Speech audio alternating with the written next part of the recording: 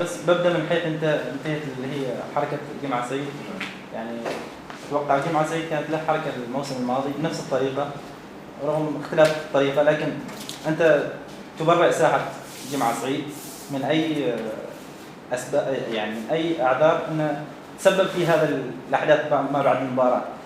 أنت تقول بالطريقة التي يراها مناسبة، لكن هل ترى الحركة مناسبة في هذا الظرف؟ أعتقد في الوقت اللي سوى فيه الحركة مع أعتقد الكل كان منتشي وما كان يسائل أي واحد. يمكن الحركة نحن نشوفها بدورينا للأسف، يعني الجماهير تشوفها أنا ما أعرف هل هي حركة دخيلة، يعني نحن ما شفناها قبل.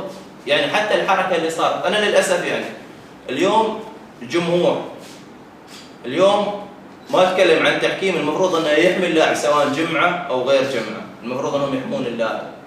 لكن إذا نحن اليوم عندنا لاعب ولاعب يعني يثري دورينا، المفروض أن نحن يعني ما نكون نوقف على كل صغيرة وكبيرة. اليوم التحكيم ممكن أي خطأ يصير على يمعة نحس أن الكل مشحون على يمعة. هل اليوم نحن أفكارنا أو الأشياء اللي شاحنينها على يمعة من الموسم الماضي اليوم لازم من أول موسم من أول مباراة نحن نشوف يمعة هو سيء وأي حركة من يمعة المفروض ما نتقبلها؟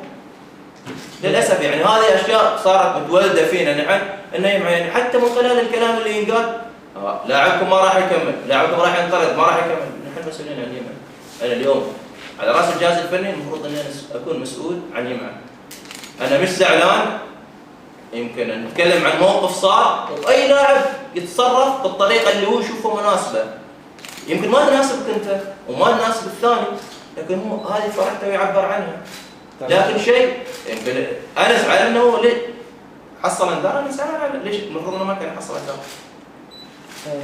مع تكمله لهذا السؤال، اتوقع يعني الموسم الماضي كان نفس الحركه، يعني حركه مستفزه براي الجمهور، لكن وين دور الجهاز الفني؟ لان الجمعه ما يمثل نفسها الحين، الجهاز الفني والاداري، وين دور الجهاز الفني والاداري في توجيه جمعه لتطبيق الحركه التي يراها الجهاز الفني والاداري ان تناسب دورينا؟ شوف الاشياء اللي تصير يمكن تكون قرارات حكام، وانا ما اريد ادخل ولا اريد اعطي الموضوع اكبر من حجمه.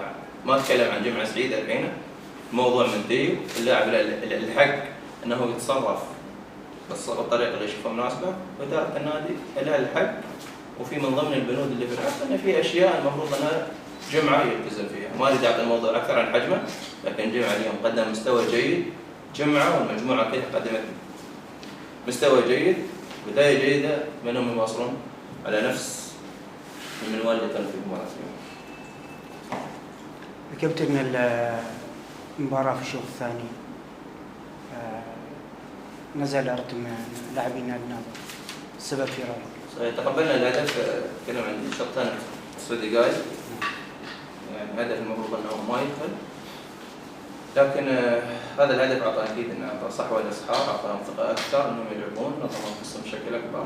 في نفس الوقت اعتقد اننا فقدنا تركيز بشكل كبير، ما قدرنا نصنع فرص تسجيل. يمكن في الربع ساعه الاخيره اللاعبين خاصه بعد تغيير شوي اللاعبين بدأوا يعيدون توازنهم، مثل ما قلت لك يعني هدف واربكنا فعلا، لكن داركنا الموقف هذا قدرنا نرجع للمباراة في آخر دقيقة. ويمكن هذه حلاوة المباراة، حلاوتها يمكن انك انت تعيش، يمكن الجمهور كانوا مستمتعين بالمباراة، لكن كإدارة وكجهاز فني اعتقد انت من بداية الموسم انت حاسس انك على اعصاب